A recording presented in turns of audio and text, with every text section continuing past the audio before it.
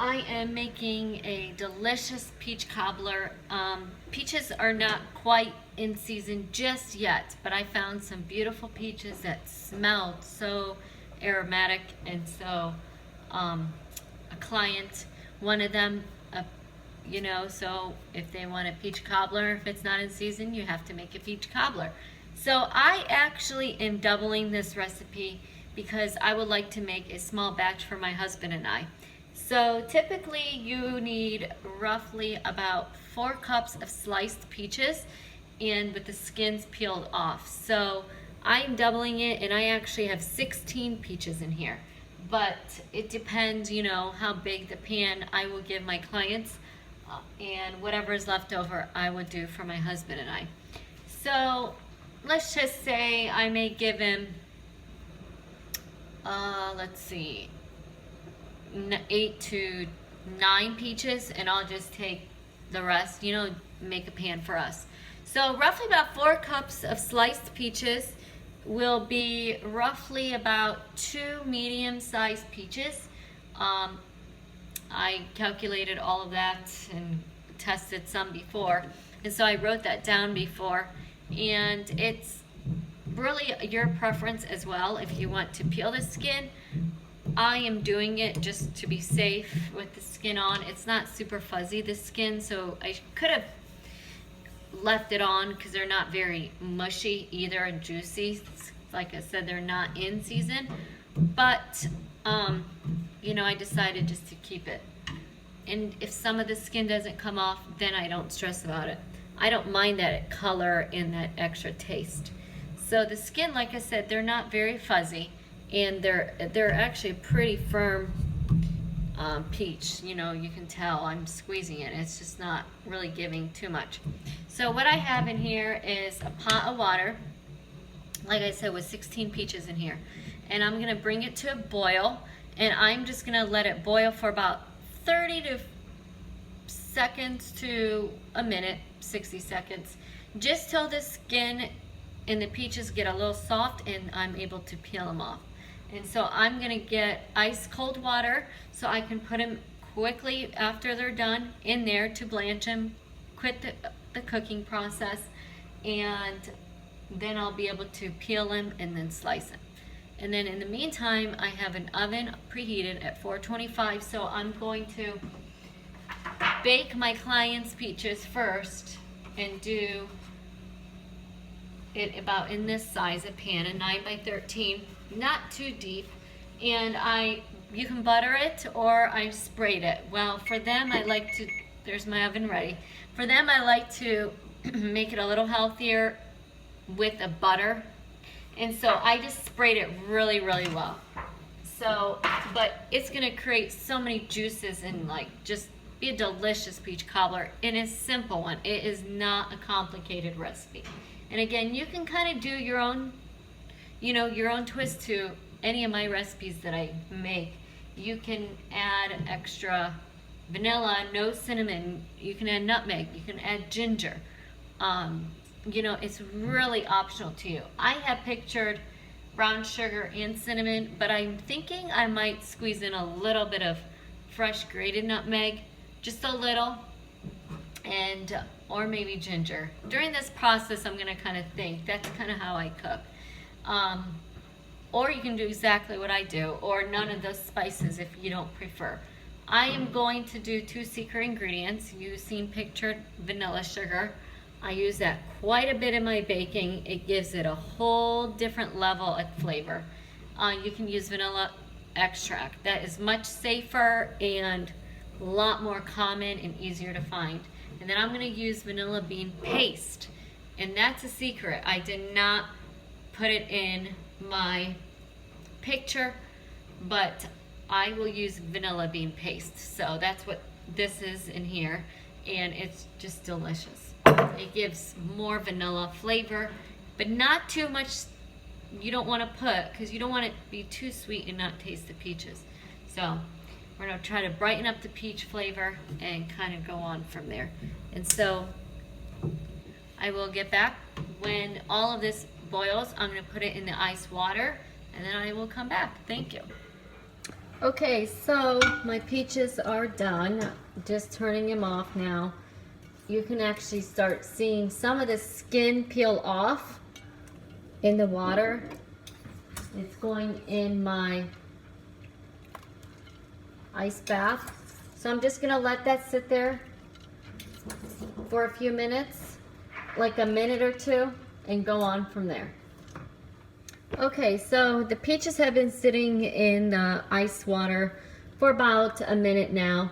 So I will take them out, and you can see on some that the water, the boiling water started peeling off.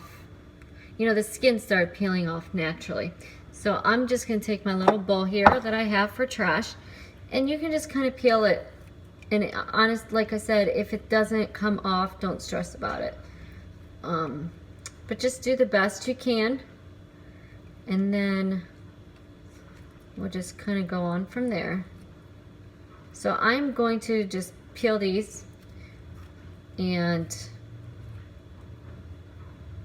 they smell so good. And I'm going to put them in a bowl. I have a bowl here, and I'm going to put them in there. So actually what you can do, you can peel one by one, put the slices in here, or peel them all at once, then slice. But I think I'm just gonna peel them and show you how I slice them once I'm done peeling them. So, you know, and some will get, it's like, see how naturally it just starts coming off like this.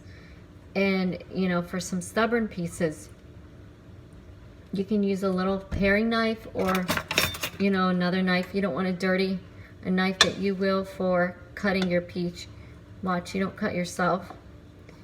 You can just kind of go and peel it off like that.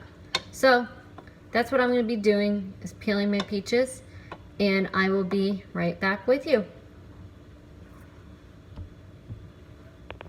Okay, so I peeled all the peaches, and they look beautiful underneath. The fruit itself is just, I love the colors. And actually, when I was peeling, I was salivating because my mouth was watering. They smell so good. Look how good they look. I love it. So what I'm going to do now is I'm going to show you how I'm going to slice them. And I decided to put them in a bowl because I'm going to mix all my spices and everything together, and then I'm going to pour it in my pans. So I'm going to show you. They're a little slippery, so be careful and watch with your knife. Just kind of go around in a circle how you would, you know, to cut fruit, to eat it. It's going to be a little juicy, so you might not be able to totally separate it. You can hear it. You don't want to smash it. So if you can't separate it, some you may, some you may not, just kind of slice it. Like this. 1/2 inch, 1/3 of an inch, 1/4. You can see they will come out. Those are delicious. Okay. It's even a little warm. It's still so good, a little warm.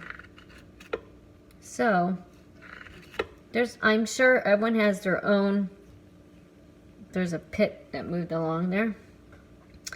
I'm sure everyone has their own way of slicing peaches easier, but sometimes I do both. Sometimes I do different ways.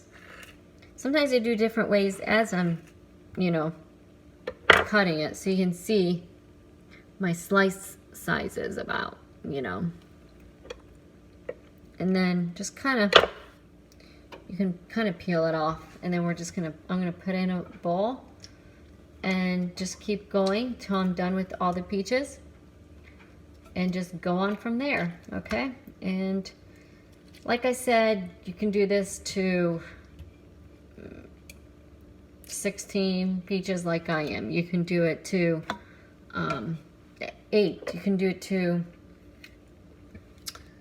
4 individual ones. You know, I mean, really, it's honestly is really whatever you want. And you don't even have to use peaches. You can use nectarines.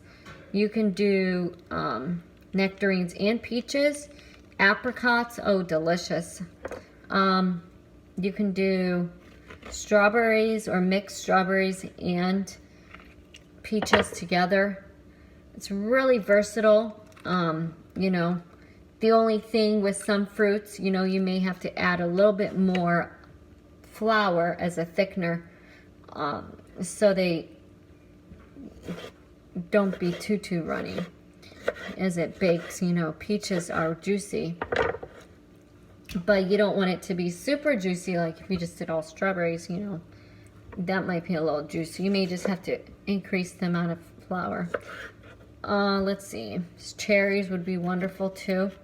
Even just a mix of berries, honestly, or fruit too. I love any fruit cobbler, crumble. I love it all. So definitely it's up to your own liking and what you like. So let me know what are your favorite fruit crumbles or cobblers are. Okay, so I sliced all the peaches in pieces, and now we are going to put our spices and sugars and all that. So what I'm going to do first is do 3/4 of a cup of brown sugar, and you can always, you know, do a little less, do a little more, but I love the brown sugar is a good addition. Gives it like a molassesy, syrupy taste once it bakes. It's really goes well with the juiciness of the fruit. So 3/4 of a cup of brown sugar. I'm gonna get my little brown sugar keeper out of here for now. So I can, and I'm gonna use light brown sugar. The recipe that I like to use is light brown sugar. 3/4 of a cup, pack it in. Okay. And then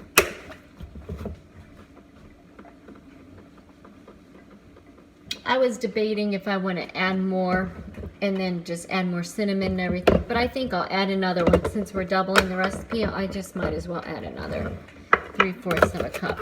I was debating what I wanted to do here. Add more cinnamon or other, but I decided we'll do the 2. Since I'm doubling it.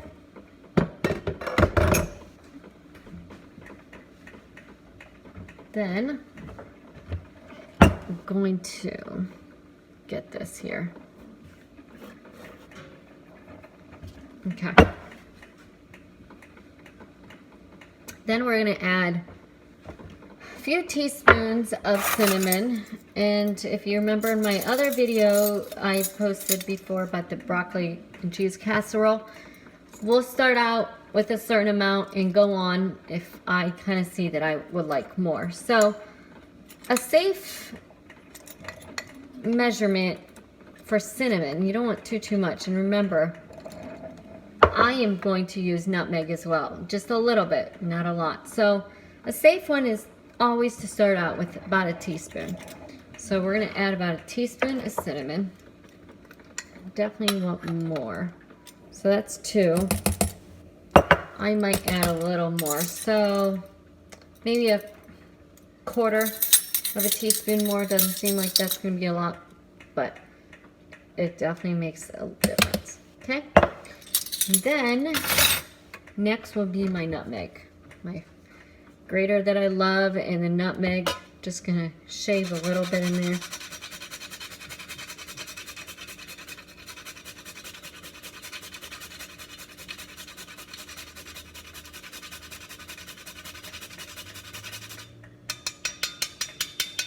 Watch your fingers, you don't shave your skin. Okay, and then we are going to add our vanillas. So I have, like I said, vanilla sugar, and I have my secret ingredient, vanilla bean paste. So I'm gonna use, well, we're gonna see. I have to clean this off.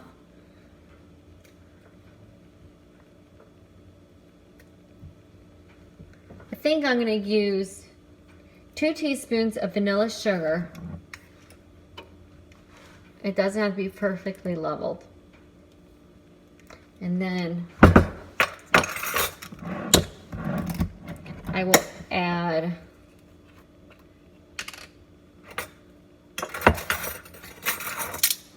three-quarters of a teaspoon of vanilla bean. Look at that. That is just so delicious. Okay. And get a little spatula to scrape it out.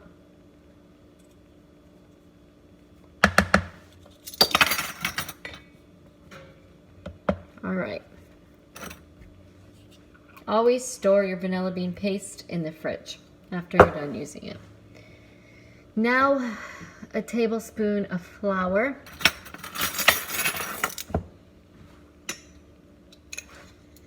I believe I measured out to be 2 here, so.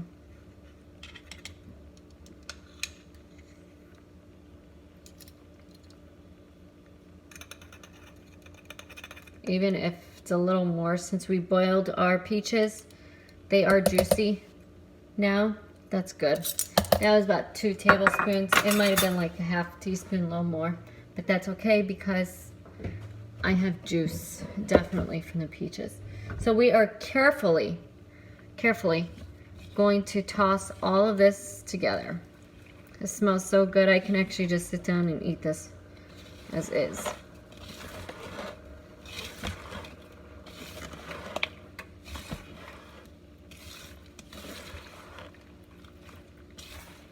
Again, you can use vanilla extract. For some recipes, I use all 3, 1 or 2. So, and you can see we're not using any white sugar here. Doesn't make it any healthier because of the brown sugar, but it's just a fact. We're not using white sugar, so you can feel a little better about eating it. Since the peaches, we did boil them and they got juicy. If you do see that's a little syrupy, too syrupy, you can always add a little more extra flour. I might need to do that.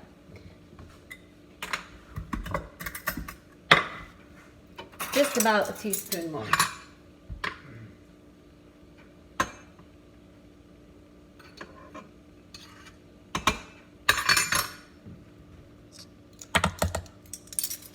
A tablespoon more, sorry. Okay, now with our oven preheated at 425, we are going to pour the peaches in a pan and bake it for about 10 minutes or so, and just to kind of start baking and let the juices start thickening up, because once we put, if you put a wet batter on top of a wet, fruit, it's just not gonna be nice and syrupy. So we're gonna pour this in the buttered pan, remember. And you don't want too much, but you want a good layer, because we're gonna put that dough topping on top as well. And that's going to puff up a little. That's good. Just to cover it up, maybe a little more. You don't want to be stingy.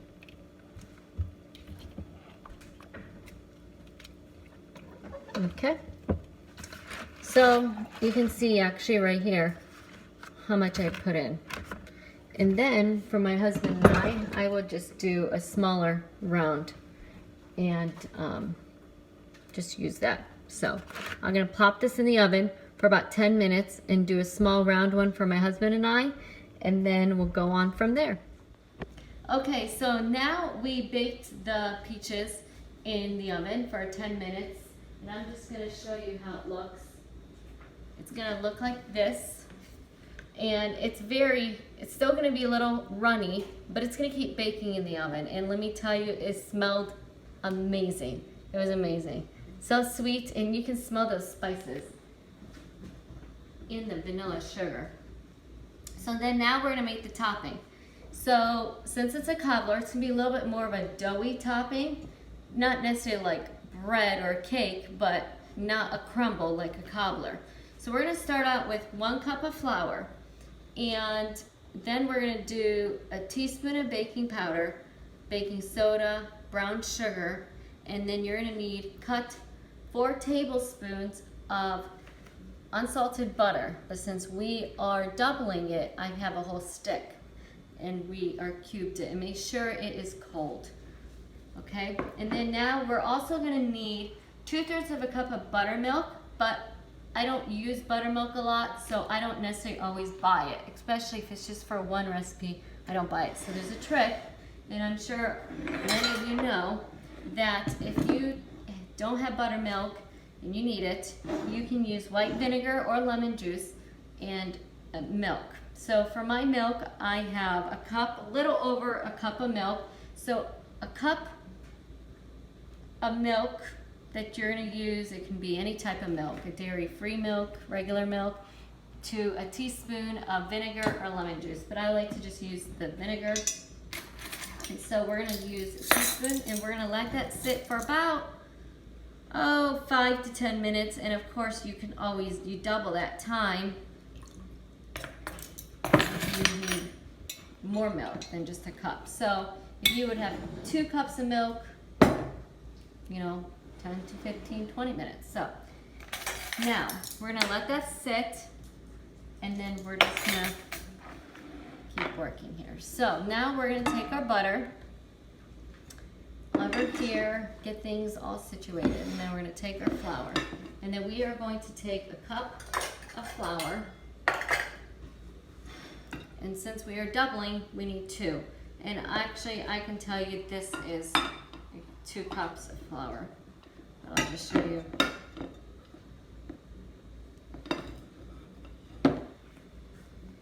Level it.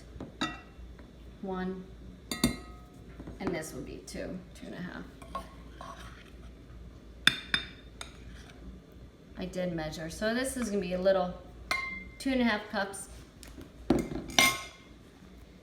I did a little extra just because, you know, I wasn't sure how big of a pan I was going to use for my orders. So, okay, next it will be a teaspoon of baking powder and a 1/2 teaspoon of baking soda. This is baking powder. I have 2 teaspoons in here, and then 1/2 teaspoon of baking soda. So then, it got wet from the vinegar. So 1 and then 1/2.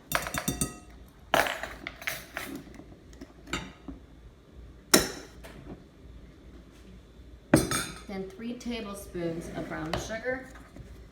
Get that brown sugar molassesy taste. It's just so delicious. So we're gonna do 6 to 7. Of course, it's all up to you what you want, but make sure you pack it in.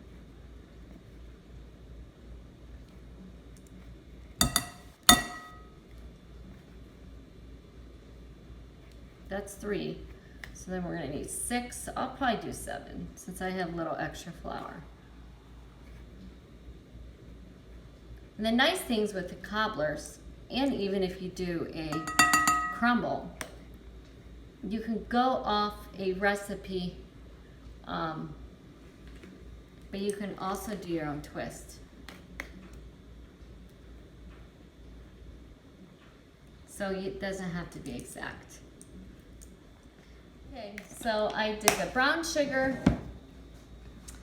My cameraman had to take a little break. That's my husband. So we had somebody at the door, so I apologize for that. Okay, so then brown sugar we're gonna do.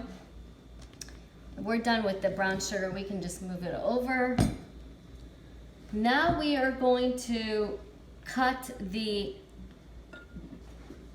clean up, we'll use this now. Cut the butter in the flour mixture, and a lot of people really have different preferences on what they prefer to do. to either use their hands or a pastry cutter. I use both, but honestly, for something like this, I prefer my hands. And they always say cook's best tools are their hands. So honestly, you just want to crumble it. Don't smash it like that. You want to crumble with your fingertips till, you know, they a little more, maybe a pea size, coarse crumbles.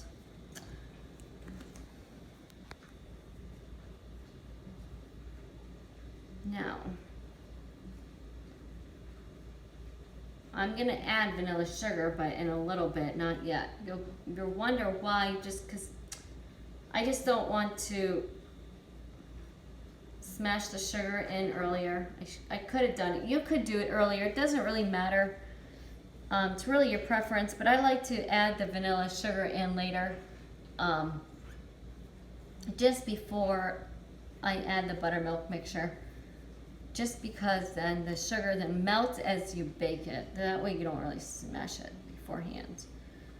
So, coarse crumbs, you know, it doesn't have to be perfect. They're very forgiving, crumbles are.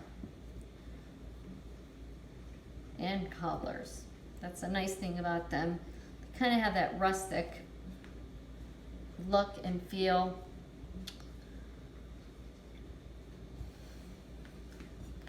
Okay.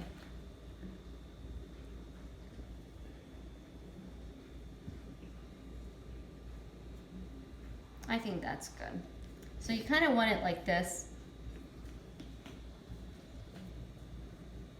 If you have a brown sugar, you can just leave that out. Like that's clumped together. Sometimes they do that. But it also melts as you bake it anyway. Okay, perfect. So then, wipe my hands, and I will probably put in not much, just maybe half a teaspoon of vanilla sugar.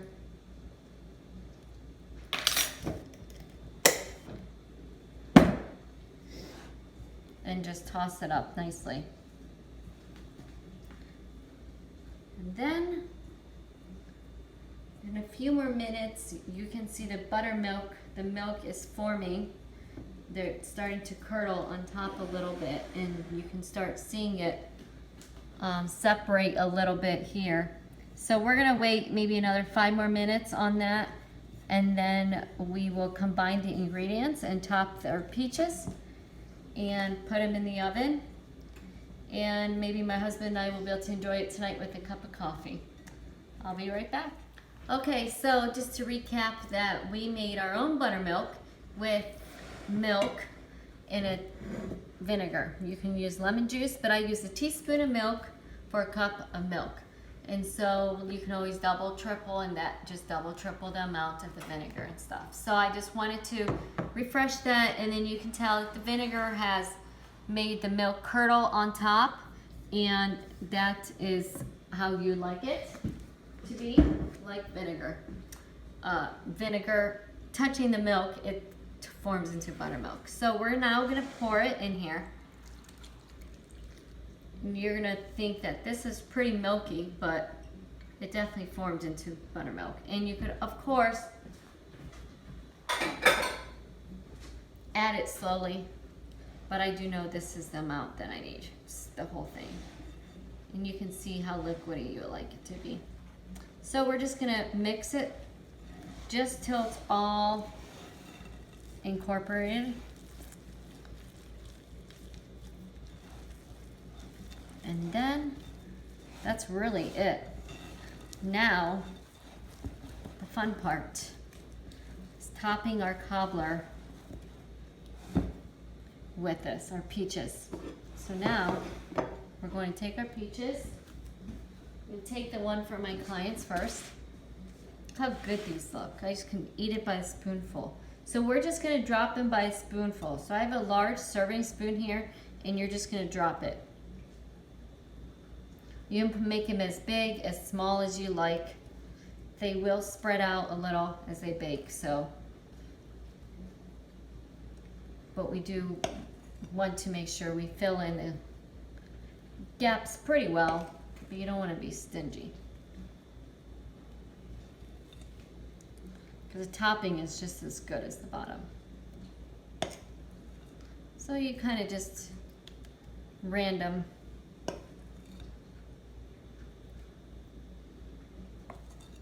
That's the fun part about these. Doesn't have to be perfect.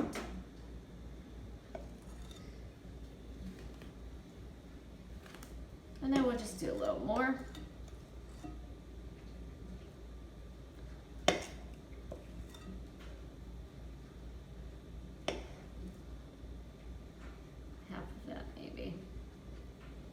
And then if you think that you want to put more or less, feel free. But I am pretty satisfied the way it is. Just do a little one here because they will spread out, like I said. So then I might as well just get my husband's and I and do the same.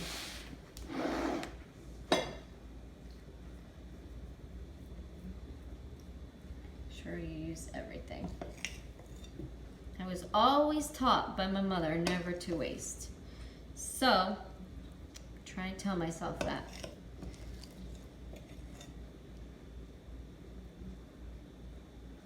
Ours doesn't have to be so perfect. I like the dough, so I'm gonna just plop it over there.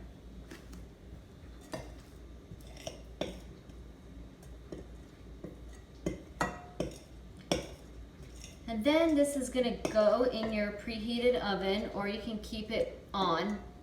And we're gonna bake it, about 20 minutes or so. Maybe even 10, 15, 20 minutes. You'll have to see, everyone's oven is a little different. So, I'm just gonna do this now.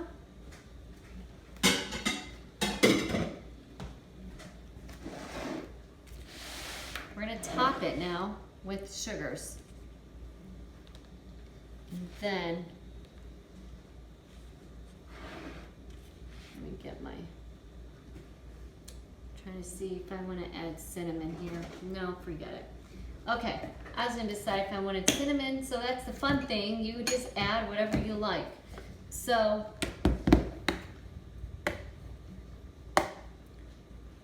I don't really have a measurement for the brown sugar. You just kind of take it and sprinkle it, or you can just take it on your hand, which is much easier, and just sprinkle on top of the, make sure you get it, especially on top of the dough. That's gonna crystallize and make a nice crunch, molassesy brown sugar flavor. That's why I kind of decided against the cinnamon, because this is pretty strong and you want to enjoy the whole thing. You want to taste the brown sugar, the dough, and the peaches. So if I added cinnamon, it might be too much going on. So that's good with that. So we'll just do ours.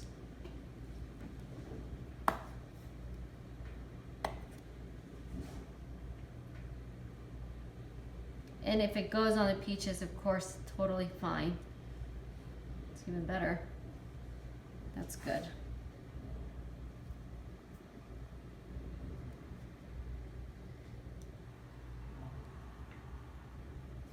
All right, now I have raw sugar in the raw, and they're so large crystals, and I love that because they kind of glisten after they come out of the oven, and they're just a nice crunch factor. So just do a little. You don't want too much, just a little,